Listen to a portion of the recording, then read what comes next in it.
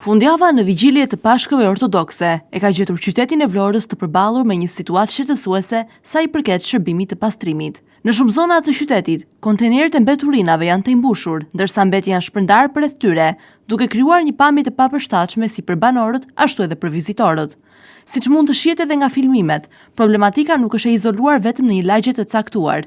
Është rrjedhë si në zonat qendrore të qytetit, ashtu edhe në vijën bregdetare, përgjatë rrugëve kryesore dhe brenda blloqeve të banimit. Kjo situatë bëhet edhe më ndjeshme në një periudhë si kjo, kur Vlora pret një fluks më të lartë vizitorësh për shkak të festave dhe motit të favorshëm. Qytetarët shprehen të shqetësuar për gjendjen e krijuar, duke theksuar se prania e mbeturinave jo vetëm që dëmton imazhin e qytetit, por përbën edhe rrezik për shëndetin publik. Era e rëndë dhe përhapja e mbetjeve në ambiente të hapura janë disa nga problemet më të dukshme që shoqërojnë këtë situatë.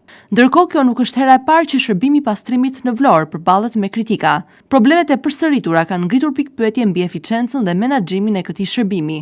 Në këtë kontekst, Bashkia e Vlorës të ushtrojë më shumë kontroll dhe kërkesë ndaj ndërmarrjes së pastrimit. Ndërmarrja disponon mjetet dhe burimet njerëzore të nevojshme për të përmbushur detyrimet e saj.